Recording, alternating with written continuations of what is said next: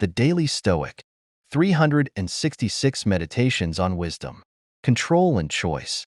The chief task in life is simply this: to identify and separate matters so that I can say clearly to myself which are externals not under my control, and which have to do with the choices I actually control. Where then do I look for good and evil? Not to uncontrollable externals, but within myself to the choices that are my own. The single most important practice in Stoic philosophy is differentiating between what we can change and what we can't, what we have influence over and what we do not. A flight is delayed because of weather. No amount of yelling at an airline representative will end a storm. No amount of wishing will make you taller or shorter or born in a different country. No matter how hard you try, you can't make someone like you. And on top of that, time spent hurling yourself at these immovable objects is time not spent on the things we can change. The recovery community practices something called the serenity prayer. God, grant me the serenity to accept the things I cannot change, the courage to change the things I can, and the wisdom to know the difference. Addicts cannot change the abuse suffered in childhood. They cannot undo the choices they have made or the hurt they have caused, but they can change the future through the power they have in the present moment. As Epictetus said, they can control the choices they make right now. The same is true for us today. If we can focus on making clear what parts of our day are within our control and what parts are not, we will not only be happier, we will have a distinct advantage over other people who fail to realize they are fighting an unwinnable battle. Education is freedom. What is the fruit of these teachings? Only the most beautiful and proper harvest of the truly educated: tranquility, fearlessness, and freedom. We should not trust the masses who say only the free can be educated, but rather the lovers of wisdom who say that only the educated are free. Why did you pick up this book?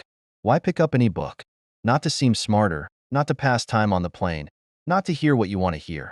There are plenty of easier choices than reading. No, you picked up this book because you are learning how to live, because you want to be freer, fear less, and achieve a state of peace. Education, reading and meditating on the wisdom of great minds, is not to be done for its own sake. It has a purpose. Remember that imperative on the days you start to feel distracted, when watching television or having a snack seems like a better use of your time than reading or studying philosophy. Knowledge, self-knowledge in particular, is freedom. Be ruthless to the things that don't matter. How many have laid waste to your life when you weren't aware of what you were losing? How much was wasted in pointless grief, foolish joy, greedy desire, and social amusements? How little of your own was left to you? You will realize you are dying before your time. One of the hardest things to do in life is to say no to invitations, to requests, to obligations, to the stuff that everyone else is doing. Even harder is saying no to certain time-consuming emotions: anger, excitement, distraction, obsession, lust. None of these impulses feels like a big deal by itself, but run amok, they become a commitment like anything else. If you're not careful, these are precisely the impositions that will overwhelm and consume your life. Do you ever wonder how you can get some of your time back? How you can feel less busy? Start by learning the power of no. As in no, thank you, and no, I'm not going to get caught up in that, and no, I just can't right now. It may hurt some feelings. It may turn people off. It may take some hard work. But the more you say no to the things that don't matter, the more you can say yes to the things that do. This will let you live and enjoy your life, the life that you want. The big three. All you need are these: certainty of judgment in the present moment, action for the common good in the present moment, and an attitude of gratitude in the present moment for anything that comes your way. Perception, action, will. Those are the three overlapping but critical disciplines of Stoicism, as well as the organization of this book and year-long journey you've just begun. There's more to the philosophy, certainly, and we could spend all day talking about the unique beliefs of the various Stoics. This is what Heraclitus thought. Zeno is from Citium, a city in Cyprus, and he believed. But would such facts really help you day to day? What clarity does trivia provide? Instead, the following little reminder sums up the three most essential parts of Stoic philosophy worth carrying with you every day, into every decision. Control your perceptions. Direct your actions properly. Willingly accept what's outside your control. That's all we need to do. Clarify your intentions. Let all your efforts be directed to something. Let it keep that end in view. It's not activity that disturbs people, but false conceptions of things that drive them mad. Law 29 of the 48 Laws of Power is, plan all the way to the end. Robert Greene writes, by planning to the end, you will not be overwhelmed by circumstances, and you will know when to stop. Gently guide fortune and help determine the future by thinking far ahead. The second habit in the 7 habits of highly effective people is, begin with an end in mind. Having an end in mind is no guarantee that you'll reach it. No Stoic would tolerate that assumption, but not having an end in mind is a guarantee you won't. To the Stoics, false conceptions are responsible not just for disturbances in the soul, but for chaotic and dysfunctional lives and operations. When your efforts are not directed at a cause or a purpose, how will you know what to do day in and day out? How will you know what to say no to and what to say yes to? How will you know when you've had enough, when you've reached your goal, when you've gotten off track, if you've never defined what those things are? The answer is that you cannot. And so you are driven into failure, or worse, into madness by the oblivion of directionlessness. Where, who, what, and why. A person who doesn't know what the universe is doesn't know where they are. A person who doesn't know their purpose in life doesn't know who they are or what the universe is. A person who doesn't know any one of these things doesn't know why they are here. So what to make of people who seek or avoid the praise of those who have no knowledge of where or who they are? The late comedian Mitch Hedberg had a funny story he told in his act. Sitting down for an on-air interview, a radio DJ asked him, "So, who are you?" In that moment, he had to think, is this guy really deep or did I drive to the wrong station? How often are we asked a simple question like, who are you? Or what do you do? Or where are you from? Considering it a superficial question. If we even consider it at all, we don't bother with more than a superficial answer.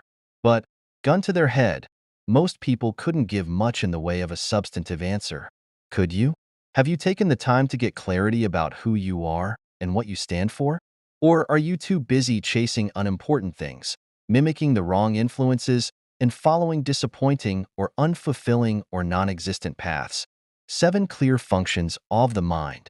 The proper work of the mind is the exercise of choice, refusal, yearning, repulsion, preparation, purpose, and assent. What then can pollute and clog the mind's proper functioning? Nothing but its own corrupt decisions. Seeing our addictions. We must give up many things to which we are addicted, considering them to be good. Otherwise, courage will vanish, which should continually test itself.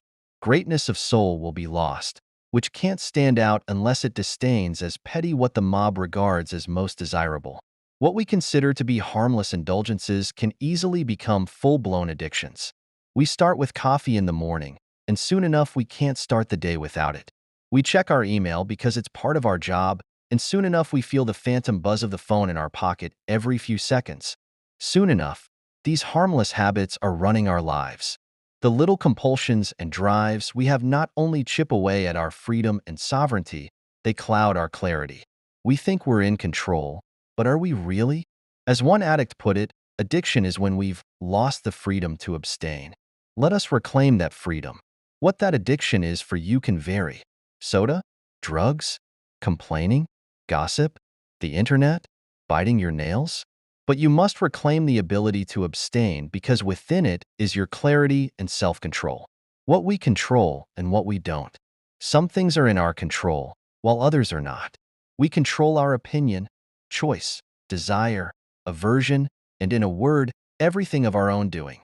We don't control our body, property, reputation, position, and, in a word, everything not of our own doing.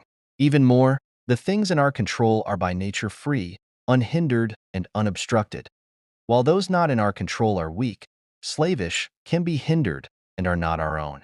Today, you won't control the external events that happen. Is that scary? A little, but it's balanced when we see that we can control our opinion about those events. You decide whether they're good or bad, whether they're fair or unfair. You don't control the situation, but you control what you think about it. See how that works? Every single thing that is outside your control, the outside world, other people, luck, karma, whatever, still presents a corresponding area that is in your control. This alone gives us plenty to manage, plenty of power. Best of all, an honest understanding of what is within our control provides real clarity about the world. All we have is our own mind. Remember that today when you try to extend your reach outward, that it's much better and more appropriately directed inward.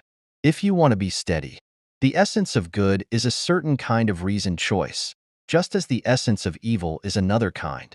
What about externals, then?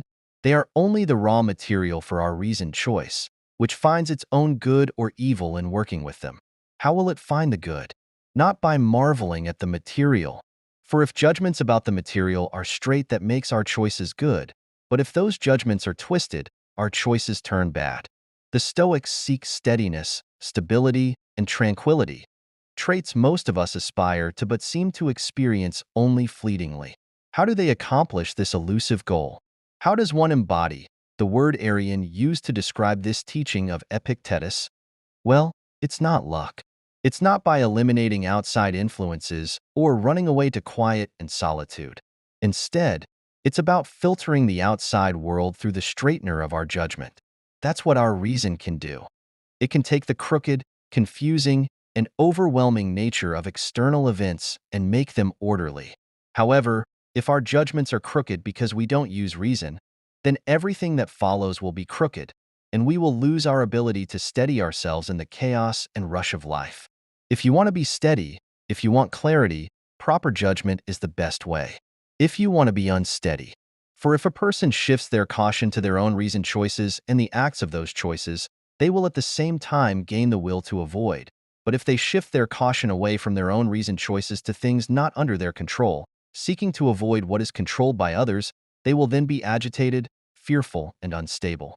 The image of the Zen philosopher is the monk up in the green, quiet hills, or in a beautiful temple on some rocky cliff. The Stoics are the antithesis of this idea. Instead, they are the man in the marketplace, the senator in the forum, the brave wife waiting for her soldier to return from battle, the sculptor busy in her studio. Still, the Stoic is equally at peace. Epictetus is reminding you that serenity and stability are results of your choices and judgment, not your environment. If you seek to avoid all disruptions to tranquility, other people, external events, stress, you will never be successful. Your problems will follow you wherever you run and hide. But if you seek to avoid the harmful and disruptive judgments that cause those problems, then you will be stable and steady wherever you happen to be. The one path to serenity. Keep this thought at the ready at daybreak and through the day and night. There is only one path to happiness, and that is in giving up all outside of your sphere of choice, regarding nothing else as your possession, surrendering all else to God and fortune. This morning, remind yourself of what is in your control and what's not in your control. Remind yourself to focus on the former and not the latter. Before lunch, remind yourself that the only thing you truly possess is your ability to make choices and to use reason and judgment when doing so. This is the only thing that can never be taken from you completely. In the afternoon, remind yourself that aside from the choices you make, your fate is not entirely up to you. The world is spinning and we spin along with it, whichever direction, good or bad. In the evening, remind yourself again how much is outside of your control and where your choices begin and end. As you lie in bed, remember that sleep is a form of surrender and trust and how easily it comes. And prepare to start the whole cycle over again tomorrow. Circle off control. We control our reasoned choice and all acts that depend on that moral will. What's not under our control are the body and any of its parts, our possessions, parents, siblings, children, or country, anything with which we might associate. This is important enough that it bears repeating. A wise person knows what's inside their circle of control and what is outside of it. The good news is that it's pretty easy to remember what is inside our control. According to the Stoics, the circle of control contains just one thing: your mind. That's right, even your physical body isn't completely within the circle. After all, you could be struck with a physical illness or impairment at any moment. You could be traveling in a foreign country and be thrown in jail. But this is all good news because it drastically reduces the amount of things that you need to think about. There is clarity and simplicity. While everyone else is running around with a list of responsibilities a mile long, things they're not actually responsible for, you've got just that one item list. You've got just one thing to manage: your choices, your will, your mind. So mind it. Cut the strings that pull your mind. Understand at last that you have something in you more powerful and divine than what causes the bodily passions and pulls you like a mere puppet. What thoughts now occupy my mind? Is it not fear, suspicion, desire, or something like that? Think of all the interests vying for a share of your wallet or for a second of your attention. Food scientists are engineering products to exploit your taste buds. Silicon Valley engineers are designing applications as addictive as gambling. The media is manufacturing stories to provoke outrage and anger. These are just a small slice of the temptations and forces acting on us, distracting us and pulling us away from the things that truly matter. Marcus, thankfully, was not exposed to these extreme parts of our modern culture, but he knew plenty of distracting sinkholes too. Gossip, the endless call of work, as well as fear, suspicion, lust. Every human being is pulled by these internal and external forces that are increasingly more powerful and harder to resist. Philosophy is simply asking us to pay careful attention and to strive to be more than a pawn. As Viktor Frankl puts it in The Will to Meaning, man is pushed by drives, but pulled by values. These values and inner awareness prevent us from being puppets. Sure, paying attention requires work and awareness, but isn't that better than being jerked about on a string? Peace is in staying the course. Tranquility can't be grasped except by those who have reached an unwavering and firm power of judgment. The rest constantly fall and rise in their decisions, wavering in a state of alternately rejecting and accepting things. What is the cause of this back and forth? It's because nothing is clear and they rely on the most uncertain guide, common opinion. In Seneca's essay on tranquility, he uses the Greek word euthymia, which he defines as believing in yourself and trusting that you are on the right path, and not being in doubt by following the myriad footpaths of those wandering in every direction. It is this state of mind, he says, that produces tranquility. Clarity of vision allows us to have this belief. That's not to say we're always going to be 100% certain of everything, or that we even should be. Rather, it's that we can rest assured we're heading generally in the right direction.